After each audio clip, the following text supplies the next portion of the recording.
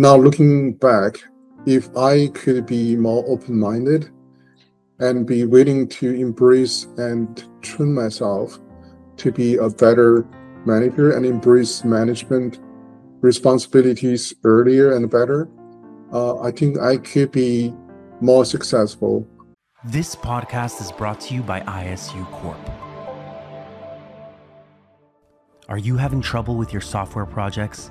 Is there a project that's taking too long or a technology you can't handle? We can help.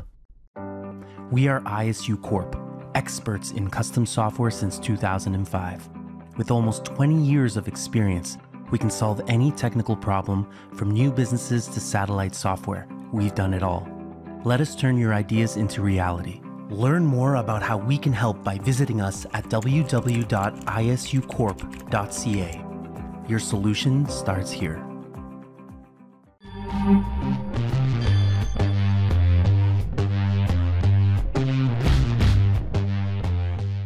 Hello and welcome to another episode of Anchoring Hope, where we're interviewing leaders in technology that are changing their enterprises and the world by advancing technology with their amazing leadership. Today we have with us one of those amazing members, amazing leaders, Gary Wang. Welcome to the show. Thank you, Dave. Pleasure to be here. Gary, for the audience, can you give me your full name? Where do you live and what do you do for a living? I'm Gary Wang. I live in, before this summer I was in Maryland, and after the summer, currently I'm in Northern Virginia because my son has graduated from high school. I'm empty nester this year, so I decided to move to another house and trying to sell my old house in Maryland. That's wonderful. So does your job allows for you to move between places just like that? Oh, yes. So my office in Tyson's Corner, which is pretty much in the equal distance between Rockville, Maryland, and Leesburg, Virginia. So, moving to a new house does not change my commute that much at all. That's wonderful, Gary. And tell me, what does your company do? Oh, so I work for DMI. DMI is an IT consulting and IT service company. We're at a size about $500 to $600 million yearly revenue. We support both public sector, U.S. public sector, and global commercial sector customers. So in the U.S. public sector, we support about 20 federal agencies and a number of state and local government agencies.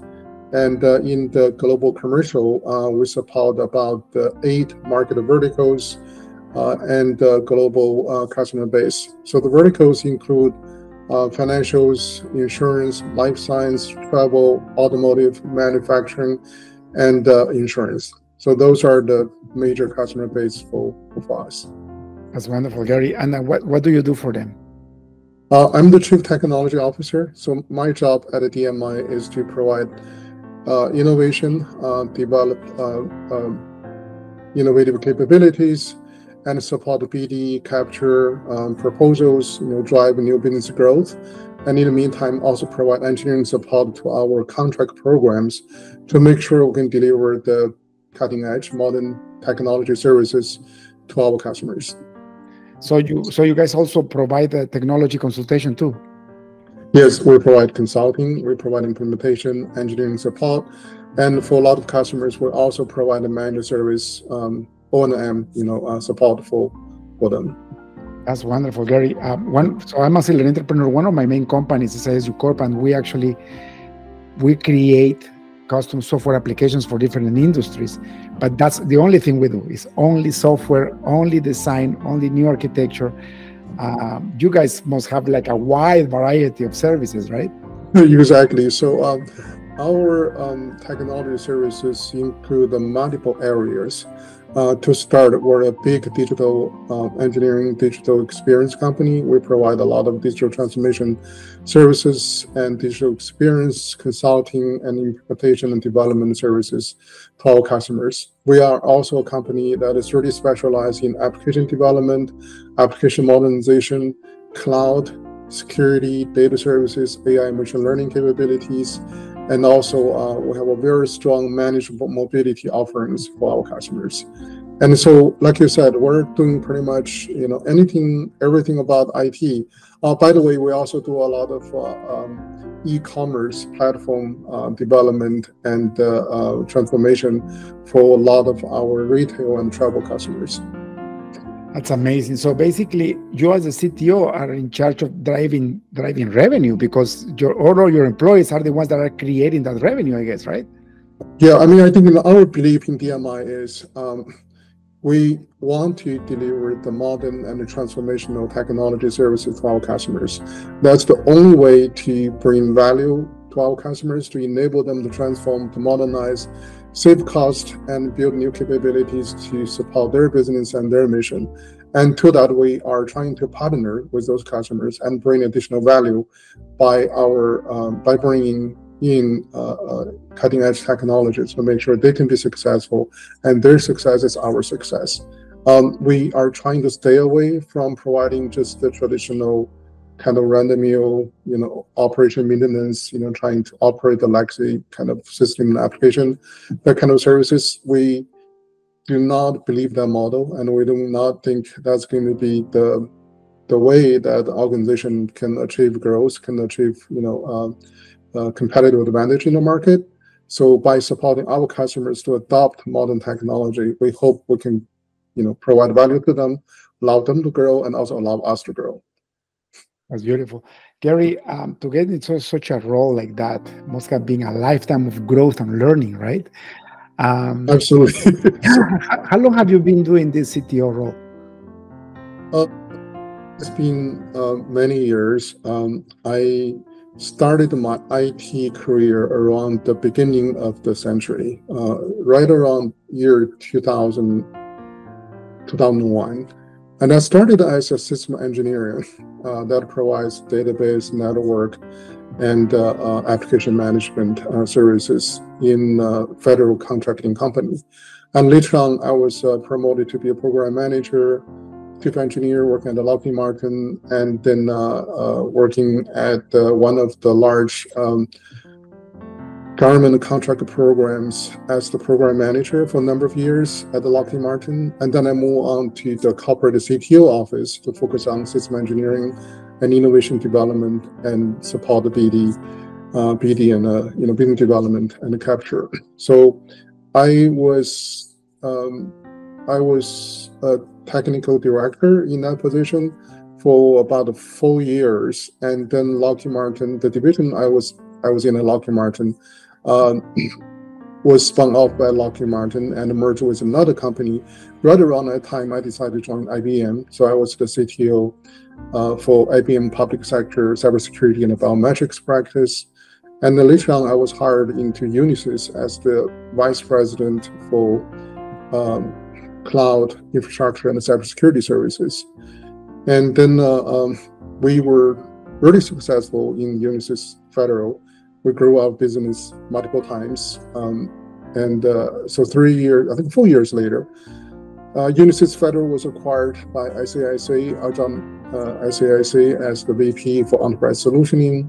Then I was recruited to Perspecta as the VP for Cloud and Application Development Services. So after that, I was, I think I joined the DMI just about a year ago in end of July of last year, and I was recruited as the CTO for DMI. So as you can see, it's a long career with many stops at different companies, and it gave me a very broad experience and the view about the market, about different business, different way, different companies are growing and building their business, and how they trade and develop innovations and capabilities within their own organizations. So I think that, many years experience and a broad view about what's happening in our market really gives me the kind of the insight into what should be a good CTO and what should be a good way to run a business with technology-driven solution development. It's amazing to see your trajectory, how quickly you grew into management, into leadership, right? Because you said in 2000 you started as a system engineer. That's right. It was by accident. Right? At Lockheed Martin, right? That's right. That's right. So just that was a beautiful springboard to your career, because I mean, like, you're talking about the largest military contractor in the world, right? They made the F-35 airplanes. Well, actually, I think you'll be amazed by my story. So they actually, while I was a system engineer, I was not with Lockheed Martin. My first job as a system engineer was with a much smaller company. What happened was that the company had a contract at one of the government agencies. And then one day, the program manager was asked by the customer to leave the contract because of some personal association with one of the government employees who were being investigated for some complaints filed by some other government employees. It's complex, but David's actually very. It's just government process. When they are trying to investigate anything that considered to be inappropriate, they would put the employee into some administrative leave, and the contractor were closely affiliated with that government employee typically would also be asked to leave because, just for the sake of investigation. And when that happened, the owner of the company went to talk to the government, and they said, well, we lost our program manager. We have to run this program. So among all the employees in this program, whom would you recommend to take over that program management position? So I was nominated by the customer to take on the PM, the program manager position. And that was a totally shock to me because I never thought I would take that job. I was not that much interested in doing that job, right? So I was very focusing on the technical side of what I'm doing. And so I was asked to take on the PM responsibility, and I gave it I considered for about a day. I realized it could be a career promotion. Also, more importantly, I really care my coworkers. I value, all the people that I was working with. I think for me, this opportunity to allow me to continue to work with all the people, secure the contract, continue to support my customer, and hopefully we can do a better job to improve our services to this customer, right? So I decided to take that job after one day's consideration. So that's how I became program manager. And then later on, the contract was recompleted. I was, I moved to another contract company, and they also promoted to be the program director, and it's like a mid-sized company. And it was in year 2006, I was recruited by Lockheed Martin to be the chief engineer to run one of its large technology program. And again, I'm very happy. That's why the reason I took that job, because I like to do engineering work. I like to go back to my technical track. I don't want to be program management, program director. There's a lot of, program management kind of responsibility. I want to go back to technology. That's why I took that job from Lockheed Martin to be a chief engineer in one of its large programs. But I think I think it's a fate. Somehow I was called into another program to lead that program. And the reason for that is Lockheed Martin has a contract in Treasury Department, and that program turned out to be a red program. So the definition of a red program in Lockheed Martin is it does not meet the customer's SLA, does not meet the performance expectation, and it's losing money for the company. That's why, that kind of programs will be labeled as red program within Lockheed Martin in a program management system. I didn't know all of that when I was recruited into that program. I thought, well, this is a good opportunity. Maybe, I can work in a larger program, assuming higher responsibility. But then when I started in that program, within the first week, the customer had the meeting with me, and he said, welcome to, this agency, Gary. But I have to tell you, I'm not very happy about Lockheed Martin's performance. I want to terminate this contract in September. Remember, I joined that program in May of that year. I was like, what did I do to myself? What did you get yourself into? Exactly. I walk into a contract that will be terminated by this customer. I could be out of a job very quickly, right? And so I have to have this serious conversation with the customer. I said, what can we do to earn back your trust to allow us to continue to serve you as a company? And he listed his terms and conditions, improving. We have to improve our service level performance. We have to finish a big data center migration project without any problem. Has to be flawless.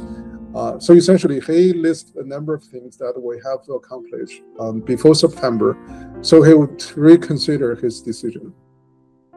And that was a crazy full month for me to work with the team. We were basically trying to do a lot of actual work just to make sure we can meet his expectation and get every task done perfectly. And believe it or not, we did it. So when we finished that data center migration project, we did almost like 56 hours non-stop over a long weekend. And coming back on Monday, everybody sitting in the office we're waiting for some outage report, some customer reporting something goes wrong, some application not going to work. And so we're all sitting in the office waiting for that moment, twiddling our fingers. And half day passed, nothing really happened. No incident, no outage, no, which is a miracle. I've done many of those, and what you're saying is almost a miracle. Exactly, right? So, and the customer was not believing that either. He said, there gotta be something wrong. He's like walking around in the building and trying to check with every, employee within an agency to find out, is anything done and is it not working? And so it was after 4 p.m. he finally realized we did such a fantastic job, nothing really went wrong. And so he was really happy, and he came to our office and finally offered his congratulations for the great job we did. And so that really turned around this contract. And so so I was able to keep my job. And then later on, again, this customer really appreciated what I did, and he think I'm a better manager for this contract than other people. So he went back to talk to Lockheed Martin. He said, I want this new guy to be my program manager for this contract. So again, I become program manager. Really not intended to be, right? I mean, I'm like, oh my goodness, I'm back to this whole management track again. How to manage contracts, personnel, oh my goodness, budget, all of that. So voluntarily, I'm back to be the program manager again. So I work on that position in that capacity for next 3.5 years, and negotiate sole-source extension for the contract with the customer. And then at that time, I decided I need to move on. I don't want to be program manager for forever, right? So I applied for another job within Lockheed Martin, the CTO office. I can be the engineering director to run the innovation development and technology development. So around 2012, it was the end of 2012, I moved on to CTO office in Lockheed Martin. So going back to my technical kind of role again, which I really enjoyed. And that's from that point on, I try to be careful in accepting job offers. And I really want to stay on the technology track. Well, even in the technology track, I still have management responsibilities. And as the career moves on, I have to manage a large team. For example, in SSA, actually, my team is about over 110 people. They're all mostly senior solution architects and developers and engineers in the company. So there's still a lot of management responsibilities. But I think for me, my personal passion and personal drive is always about getting exposed to technology and getting exposed to innovation and gets the opportunity to develop the vision, the roadmap, and future capability kind of outlook for the organization I'm working for, and then drive the team to go to reach that vision. That's always something I'm passionate about, and it's more exciting than for me than running numbers. And budgeting and planning and all that. Yeah, having gazillions of meetings, right? So that's to me, I think staying the technical track and getting exposed to innovations and have the opportunity to drive innovations for the organization I'm working in, I think that's always my passion. It's beautiful, Gary, because your story is so valuable, right? Because you were able to stay on the technical track, but you had to jump a couple of times. Exactly. But I think, so my faith is Christian. I'm a born-again Christian. I read the Bible every day. And, I believe the Lord allows you to have experiences outside of your comfort zone so that you can get that and grow. Because I bet that when you were program manager and they push you into these things, I bet you learn a whole bunch of the administration work that you need to do now, right? Yeah, exactly, Dave. Actually, you made a very good point. And I have to say, right, even those program management jobs I took, they were not the best job I would stay myself in for my whole career. But I did learn a lot from those experiences. For example, right, being a technologist, I used to be really drawn into the shiny object. I just want to do something really cool. But when you're managing a program or working with customer, you can understand the real issue with technology innovation adoption. It's not just about the technology. A lot of time it's about budget, right? I mean, do you have the money? Do you have the budget to do innovation? Organizational change management. Do you have the right cultural, right skill set, the right organizational process to make sure innovation can be adopted?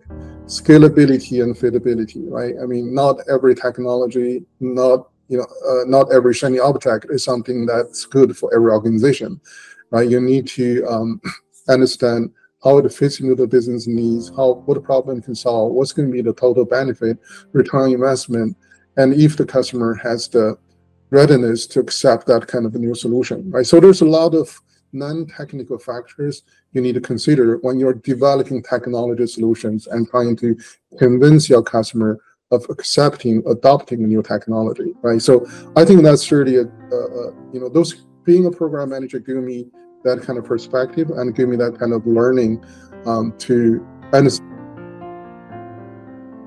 I need to consider to make sure your technical project can be successful, right? I think that's tremendous value for me. For sure, Gary. And also, it's so beautiful when I see a CTO with your caliber. It's refreshing because a lot of times in companies they make the mistake of putting technical leaders in the shoes of somebody that is just business, and there is nothing more demoralizing for technology people to have a leader that doesn't know anything about technology. Have you had that experience before? Well, I did. Trust me, I did, and that could be frustrating, right? I think in general, as a technology leader, you are going to report somebody who is small in the business management role, and sometimes it could be frustrating when what you said is not understood by the other party. But over time, I learned to realize that one of the key part of my job is to educate my peers and my management about the new innovation, new technology, right? And it's not about just speaking jargons and the technology terms that most people will not understand. Learn to communicate in a way that your business managers, business executives can understand.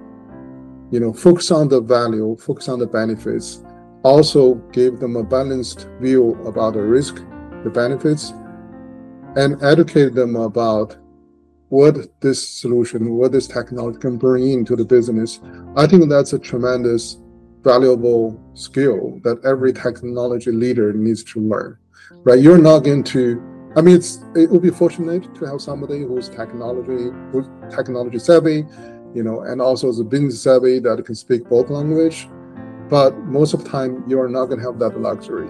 And as a technology person, technologist, or technology manager, you have to learn to communicate the value of technology, the risk of technology to your business managers. I think that's a skill every technologist needs to develop.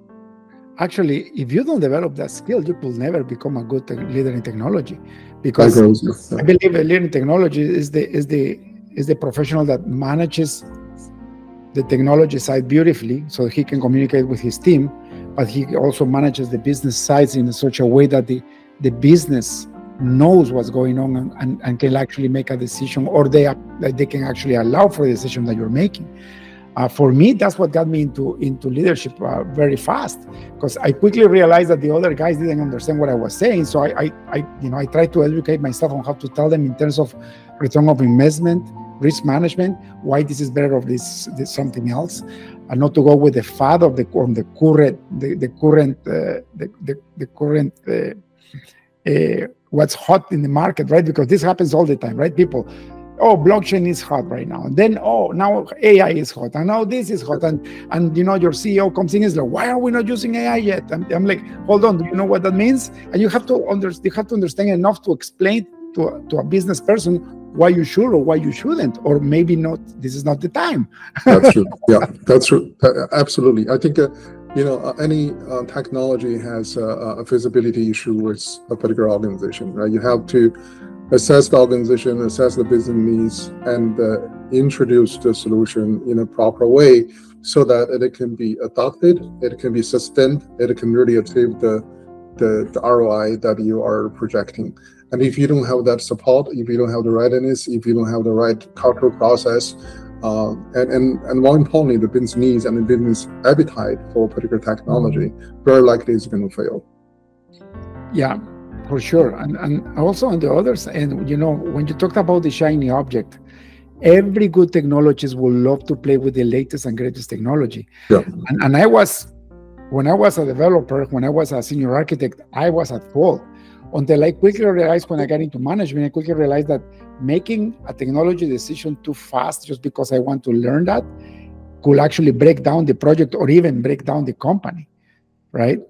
So yes. Once I got into leadership, I was like, how do I get my people to release that need of playing with a shiny object while getting them to use the technology that is necessary for this project? So you know what I did? I decided to create something that is called Skunk Works.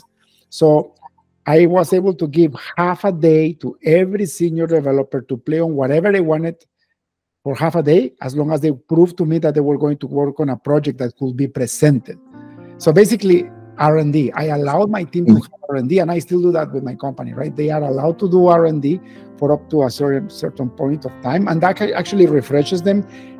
We test new technology with that too, by the way. We see pros and cons as it comes, but they're happy because they're still playing with the shiny object. Exactly. Project, right? I agree with you 100%, Dave.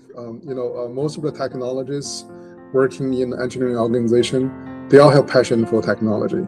You just cannot tell people, well, guys, we only work on this one little thing because it's asked by this contract program. You can't touch on anything else. If you do that, people would leave the organization. They want to pursue their own interests, right? So I think, over the years, I realized most of the time my job should be providing a platform for doing two things.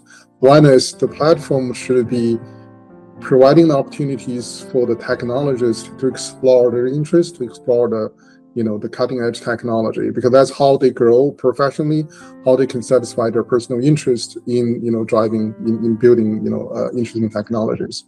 And the other thing is this platform need to be bounded by more effective communication, right? Whatever they want to do, the technologists want to do, they can do it, but at the end, they need to learn to communicate the value of their solution to the business users and the business managers. And the business side, can also bring their input, their feedback from their customers to the technology team, so we can find a balance that, the innovation, the new things the technologists are building, are trying, has to have some meaning, has to have some impact, some connection, some relevance to the business needs. And so hopefully you can find a common ground to allow something really bright and exciting to happen. And that's a delicate balance, and it's something, as a leader, we have to manage constantly, properly, and to make sure it can really build something exciting for the technologist, but also meaningful, beneficial to our business. For sure. You can have done it better and said it better. Gary, looking back at that project at Lockheed Martin, where you had that red project and you had 4 months to deliver this huge data center move. As a chief engineer, how do you motivate your team to actually get it done, and get it done so well, and to work so many overtime hours? Well, I think back then I wouldn't consider myself to be experienced leader, but I think fundamentally I believe in lead by action, and even today, after many executive leadership trainings, after working at different companies as vice president, as chief CTO, I still believe lead by action is the most important principle for motivating your employees and driving the result. Back then, in that particular contract for that data center migration, I think I rolled up sleeve to work with the engineers and the system admins side by side, and I demonstrated my own technical expertise and to win their trust. Remember, I was new to that program. I data center migration by September, and I didn't have a lot of time to kind of socialize with people. I basically jumped into the fire pit and worked with the team together. And I demonstrated I'm not a dumb manager that can only do the PowerPoint and the project plan. So I had to speak their terms, I had to speak their language, and I quickly won the trust from the team, and then also work with the team on a lot of technical discussions, planning, and then for the last 2 weeks for that migration, I basically stayed late with the team, worked over the weekend with the team, and I actually reviewed the architectural drawing, the data center rack, mapping, table plan, everything, side by side with the team. And so to be able to work with the team at hands-on level, to show that I'm part of the team, not just another boss on top of the hardworking team and trying to dictate what they need to do, I think that made a lot of difference. The team trusted me, and I trusted the team, and they also gave me the direct opportunity to observe how each team member work, their strengths and weaknesses. I mean, that's how I think I can build a foundation for leading a project to be successful. And I still believe that's a very fundamental leadership skills, leadership principle actually for running large organization. Apparently, in the when the program or the size of team you're managing is getting bigger and bigger, you're not going to be hands-on. But to demonstrate understanding, to demonstrate the technology, the business understanding, and be able to provide a meaningful insight to the team's activity, I think is still a key. That's how you win the trust. That's how you can demonstrate you have the qualification to lead the organization. And it wins a lot of. Once you win the respect of your team, there is nothing they wouldn't do for you. I remember when I was way back when in 2003, I was managing the development team for a coast-to-coast laboratory here in Canada, and we had one of those problems that you had. We had a project that was behind. We needed to deliver on time, and that required work 12, 13 hours a day for 2-3 months. But I remember our boss, the CIO, not the CTO, the CIO, he wasn't doing any technical work anymore, but he came from the technical background, and he was there every night providing lunch or providing dinner, or telling us, okay guys, take a break. He was just checking his emails, but he was with us in the war room with the top leaders while we were solving these technical issues, and just having him there as support and doing whatever he could to make us more comfortable. I mean, we gave our life for that man if he asked for after that, So the team got really, really we became a fast oil machine after that. That nothing that the company could throw at us will hinder us, because we were like so incorporated to each other, and we were like really helping each other out to make the job done, Exactly. Yeah. It's no longer just managers and employees. It becomes friends and families. To work together. And that's still the motto with the business that I run. I tell them, welcome to the ISU family, and we feel like we're brothers and sisters, and that's the culture that I focus on. And I see quite often people helping each other with maybe a car broke down the road, and they go and help, like things outside of the work, or somebody got sick and somebody else from the company will go and help, right? Yeah. Gary, let's look back in your career. If you had a time machine and you could go and talk to your younger self about just before you became a leader, what would you tell yourself? Well, I think one thing I could have done better is, you can sense that in this conversation, Dave, right? I was always, at least at the early stage of my career, I was kind of resistant to being a management kind of a person. I'm not really fascinated about being a manager, that I have to manage people, manage budget, and manage projects. It's just a lot of kind of additional responsibilities. Now looking back, if I could be more open-minded and be willing to embrace and train myself to be a better manager and embrace management responsibilities earlier and better, I think I could be more successful and earlier, in my career, to be to the position that I can give a bigger response, bigger impact to our organization. Like to change if I had this time machine, right? To go back, and over time I realized,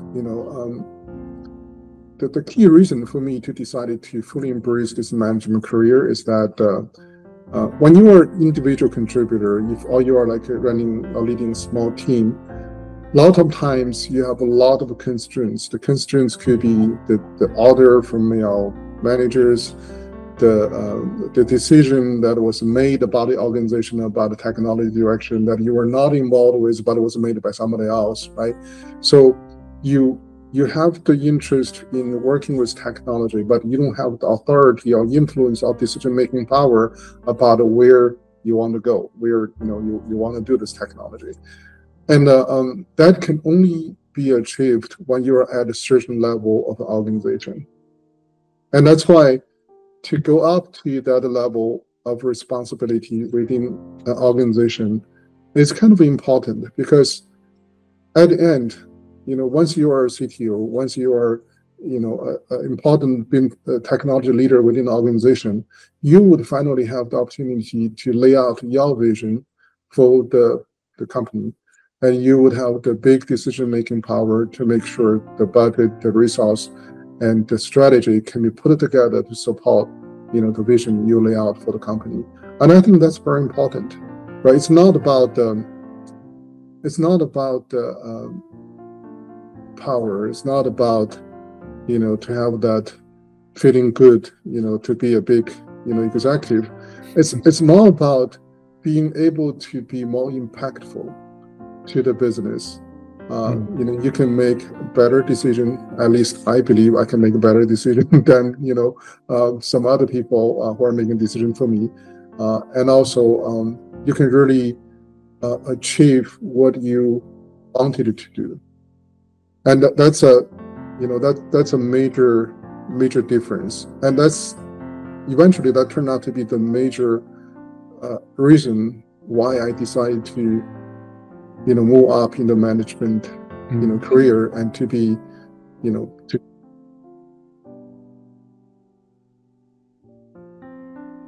Bottom line is, I want to be more impactful to the business that I'm working for. And taking that responsibility is not easy, and that's why, as you grow in your career, the more responsibility you have, the more the impact if you do something wrong. And that's why people, that's why they want to embrace it, right? Like, just like you, number one, I was in love with writing software and with building architectures. Number two, I didn't want to have the responsibility if something went wrong. That's true. That's very true. I think, I really think business is all about the risk taking. You look at all the entrepreneurs, right? You look at, even some larger business, there are bound to be some wrong decisions. There are bound to be some mistakes you will experience. But I would say, if you look at the Agile principle, right?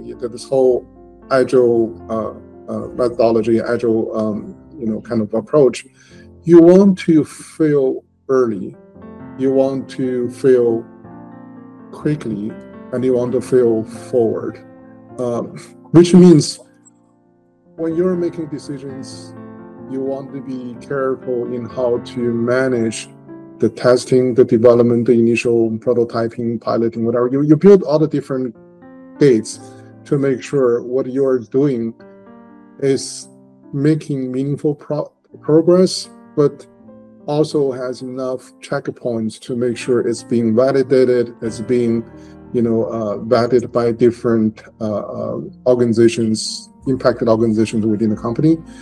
And so that if something goes wrong, it will not really burn the whole boat, right? That's something you have to be careful. And also do something quick and fast. And you can test if something works or not very quickly. And if it's not working, learn the lesson and move on quickly.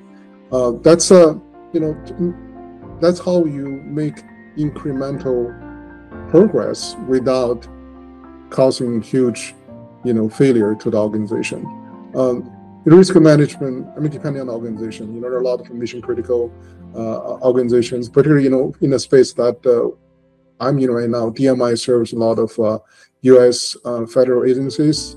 Some agencies like U.S. Army, extremely mission critical. They cannot afford to make any mistake in that kind of organization.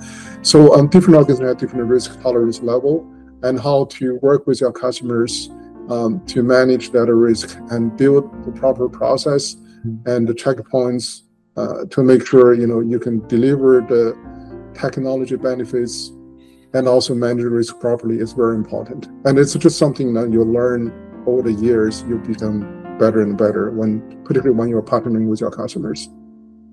Very well, but it's true. It's I remember when I was trying to explain Agile to my clients back in 2006, they wouldn't understand. Like, what do you mean you're gonna fail fast? I don't want you to fail. Well, I had to explain, like, it's not failing on purpose. It's part of research and development. And if I'm building something new that never existed before, I need to have the luxury of having a small failures that will lead to eventual success. And if you look at life, that's exactly how life works, by the way. Exactly. We used to have those massive projects. Remember those massive IT projects that you had to write the whole thing, all the requirements at once, and then you had 3 years to deliver, and nobody will change the rules during the project. I participated in one of those projects back in the late 90s, and we lost $5 million because by the end, what we delivered was not aligned with the business anymore. Yeah. So you cannot run IT projects like that. That's right. That's right. And I think, you can be a frog in the warm water, right? And, everything's fine. You keep status quo and, assume, your next 20 years is going to be the same and you have your easy life. But in reality, somebody's going to wake you up. And if you're not doing something, your competitors will do something.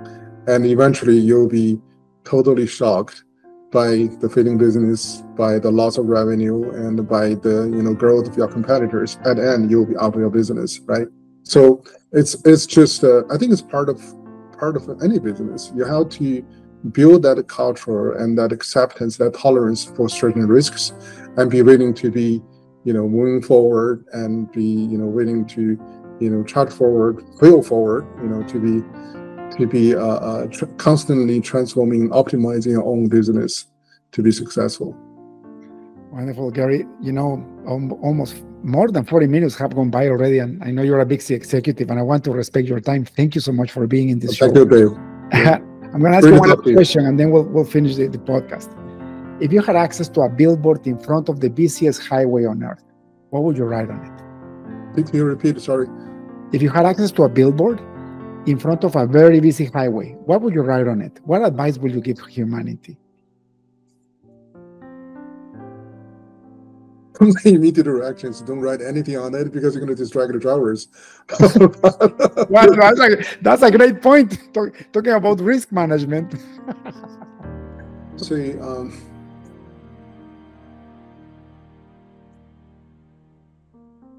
do something like make sure your brakes work. And the reason for that is I can correlate that with a lot of the projects and the contracts and even a lot of organizations I supported before. We want to go fast.